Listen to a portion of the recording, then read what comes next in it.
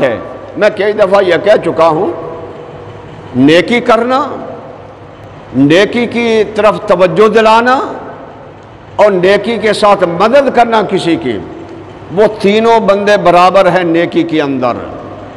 یعنی جتنا نیکی کرنے والوں کو ثواب ملے گا، اسی طرح اس نیکی کی طرف اسے راغب کرنا، توجہ دلانا، بھئی یہ کام کر لے، اس کو بھی ثواب اتنا ہی ملے گا، اور جو اس نیکی کے اندر مدد کرتا ہے بندہ تو اس کو بھی اتنا ثواب ملے گا۔ تینوں یہ برابر ہیں ثواب کے اندر۔ اسی طرح برائی جو ہے، برائی کرنا بھی برا ہے، برائی کی طرف کسی کو راغب کرنا، متوجہ کرنا، اس کو بھی اتنا ہی گناہ ملے گا، چاہے اس نے برائی نہیں کی لیکن اس کے راغب تو ہے نا، توجہ تو دے رہا ہے نا۔ اور تیسرا جو اس کی مدد کر رہا ہے، چاہے اس نے برائی نہیں کی لیکن برے آدمی کی مدد کر رہا ہے، تو تینوں کو برائی جو ہے ان کی سزا ملے گی۔ اسی طرح آج بھی دیکھ لو، یہ دور جو ہے بڑا پرفتن دور ہے، فتنوں کا دور۔ آج اس دور کے اندر جو بھی کوئی بندہ نیکی کرتا ہے، نیکوں کی طرف توجہ دلاتا ہے یا مدد کرتا ہے، اسے وہ نیکیوں کے اندر برابر ہے۔ اور اگر کوئی گناہ کرتا ہے، اگر کوئی مثال کے طور پر حضور کے بعد کوئی نبوت کا دعویٰ کرے گا، وہ کافر ہوگا، اور جو اس کی ہمدردی کرے گا وہ بھی کافر ہو جائے گا، اور جو اس کا کوئی کلمہ پڑھے گا وہ بھی کافر ہو جائے گا، اس کی حمایت کرے گا وہ بھی کافر ہو جائے گا، کوئی مسلمان نہیں رہے گا۔ یہ کوئی کلمہ پڑھنا یا مسلمان ہونا یہ کوئی اپنی جائیداد نہیں، اپنی مرضی نہیں ہے کہ مرضی سے کلمہ پڑھے نہ پڑھے یا کسی کی حمایت کرے نہیں کافر نہیں ہوگا، نہ یہ قرآن کہہ رہا ہے، قرآن کہہ رہا، حدیث مصطفیٰ کہہ رہی ہے۔ اور یہ 7 ستمبر کو آپ جانتے ہیں کہ قومی اسمبلی نے سب سے پہلے، جب ذوالفقار بھٹو تھے، سب سے پہلے یہ اپوزیشن بھی اور جو حکومتیں بھی، سب سے پہلے انہوں نے یہ اپنا بل پاس کیا تھا۔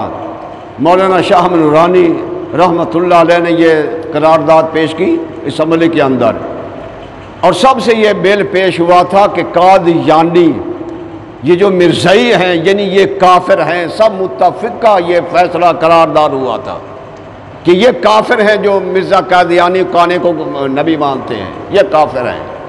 اور اب بھی کوئی بندہ ان قادیانوں کی حمایت کرے گا وہ بھی مسلمان نہیں رہے گا۔ کیوں؟ کافر کی حمایت کرنا بھی کفر ہے۔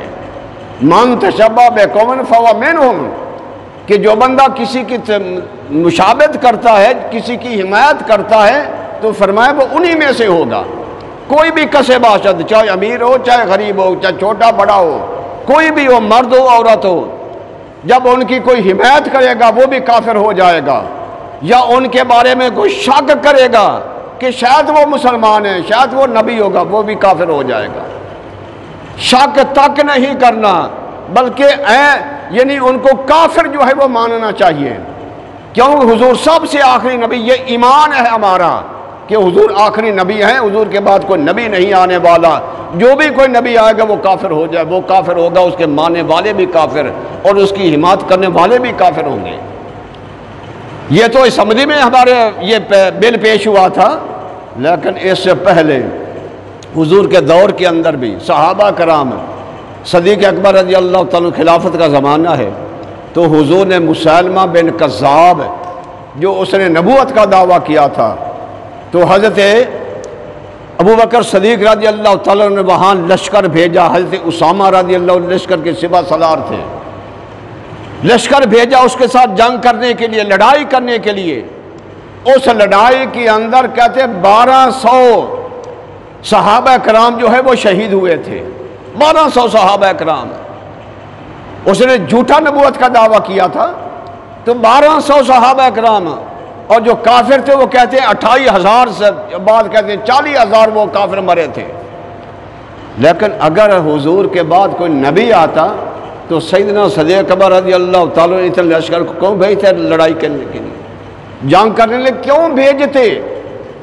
تو پتہ چلا کہ حضور کے بعد کوئی نبی نہیں آئے گا جو نبوت کا دعویٰ کرے گا، وہ جھوٹا، وہ کذاب، وہ لعنتی ہوگا، کافر ہوگا۔ پھر حضور صلی اللہ علیہ وسلم نے خود بھی آپ نے بھی یہ اپنا حضرت اسامہ بن زید کا لشکر خود حضور نے تیار فرمایا تھا، اور حضور کا وصال ہو گیا، پھر سیدنا ابوبکر صدیق رضی اللہ تعالیٰ عنہ یہ آپ نے اس لشکر کو بھیجا۔ حالانکہ صحابہ کرام کہہ رہے تھے، بعض ایسے تھے جب حضور کا وصال ہوا، بعض ایسے نئے مسلمان تھے جنہوں نے انکار کر دیا کہ ہم زکوٰۃ نہیں دیں گے، اسی طرح انکار کر کے پھر گئے۔ لیکن صحابہ کرام نے حضرت ابوبکر صدیق سے مشورہ دیا کہ حضور آپ لشکر کو نہ بھیجیں، کیونکہ مدینہ کے اندر یہ لوگ ہلچل پڑی ہوئی ہے، لوگ مرتد ہو رہے ہیں، تو لہذا لشکر کی ضرورت مدینہ کے اندر ہے۔ آپ نے فرمایا نہیں، جس کو اللہ کے نبی نے بھیجا ہے، تیار کیا ہے، صدیق کی کیا مجال اس لشکر کو روک دے، میں نہیں کبھی روک سکتا۔ اگر فرمایا کہ اگر بھیڑیے آ کر بھی مدینہ کے ہماری جائیدادوں کے ہماری بیوی بچیوں کو اٹھا کر لے جائیں، لیکن ہمیں کوئی پرواہ نہیں ہے، لیکن جس لشکر کو میرے نبی نے بھیجا اس کو میں روک نہیں سکتا۔ تو یہ تھا صحابہ کرام کا ایمان، یہ تھا اللہ کے نبی نے فرمایا کہ میرے بعد 30 کذابون دجالون، میرے بعد 30 نبوت کا دعویٰ کریں گے، وہ جھوٹے ہوں گے، وہ دجال ہوں گے، وہ لعنتی ہوں گے۔ یہ اللہ کے نبی نے خود رہا ہے، قرآن بھی کہہ رہا ہے، حدیث مصطفیٰ بھی کہہ رہی ہے، اور اسی طرح صحابہ کرام کا طریقہ بھی یہی چلا آ رہا ہے۔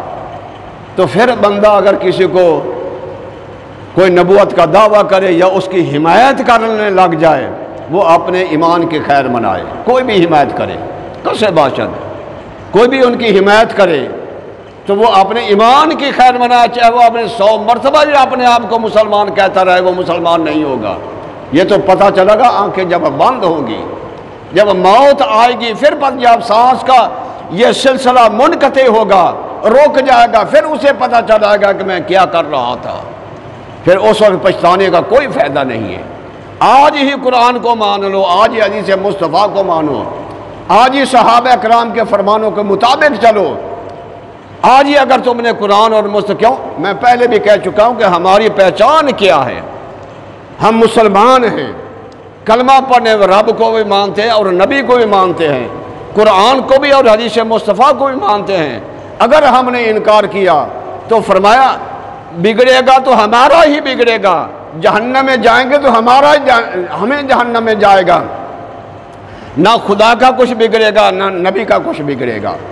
اس لیے لوگوں اپنے آپ کو سنبھالو، اپنے آپ کو صحیح کرو، اور کوئی بھی کافروں کی حمایت مت کرے، کہ جو کافروں کی حمایت کرے۔ افسوس کی بات تو یہ ہے آج کل ہمارے حکمران بھی ایسے آتے ہیں، کافروں کی حمایت ہوتی ہے، اپنے پر ظلم و ستم ہوتا ہے، ان کا کیا حشر ہوگا؟ اپنوں پر ظلم و ستم، اپنوں کو قتل کیا جاتا ہے، جو نبی کا نام لے اسے قتل کیا جاتا ہے، اور جو کافر ہیں ان کی حمایت کی جاتی ہے۔ پھر یہ بات بھی سن لو، جو حمایت کرنے والے ہیں قیامت کے دن انہی کے ساتھ اٹھیں گے، جو نبی کے عاشق ہیں وہ نبی کے ساتھ اٹھیں گے، نبی کے پیچھے ہوں گے، نبی کے جھنڈے کے نیچے ہوں گے، اور جو کافروں کی حمایت کرنے والے، سکھوں کی حمایت جو کرے گا وہ ان کے ساتھ ہوگا قیامت کے دن۔ الناس علی دین ملوکہم، یعنی قیامت کے دن لوگ جو ہیں ان کے اماموں کے ساتھ بلائے جائیں گے، جو یہودیوں کی حمایت کرے گا ان کے ساتھ ہوں گے، جو اسی طرح اپنا عیسائیوں کی حمایت کرے گا ان کے ساتھ ہوں گے، جو مرتدوں کی حمایت کرے گا مرزائیوں کی ان کے ساتھ ہوں گے، اور جو کلمہ پڑھنے والے حضور کی حمایت کرنے والے حضور کے ساتھ ہوں گے۔ یہ تو سب واضح بات ہے، وہاں اس وقت کوئی نہیں ہیل و حجت یا کوئی بہانہ نہیں چل سکے گا۔ تو حضرات محترم، اللہ جل مجدہ قرآن مجید کے اندر واضح فرما رہا ہے، ما کان محمد ابا احد من رجالکم، حضرت محمد مصطفیٰ صلی اللہ علیہ وسلم مردوں میں سے کسی کے آپ باپ نہیں ہیں، ولیکن رسول اللہ، لیکن وہ اللہ کے رسول ہیں، وخاتم النبیین، اور سب نبیوں سے پچھڑے نبی ہیں، آخری نبی، یعنی آپ کے بعد کوئی نبی نہیں آ سکتا۔ تو جیسے لا الہ الا اللہ، اللہ کے سوا کوئی معبود نہیں، اسی طرح حضور کے بعد قیامت تک کوئی نبی نہیں ہے۔ لا نبی آبادی، وہی لا ہے، لا نبی آبادی، میرے بعد کوئی نبی نہیں آ سکتا۔ پھر جیسا میں نے یہ بھی کہا، حضور نے یہ دونوں انگلیوں کو ملا کر کہا آنا وساتوں کا ہاتین، فرمایا میں اور قیامت ایسے ملے ہوئے ہیں جیسے ان کے درمیان کوئی اور چیز نہیں ہے، اسی طرح میرے اور قیامت تک کوئی نبی نہیں آ سکتا۔ اللہ جل مجدہ ہم سب کو قرآن اور حدیث مصطفیٰ کے مطابق زندگی گزارنے کی توفیق عطا فرمائے۔ وآخر دعوانا ان الحمد للہ رب العالمین۔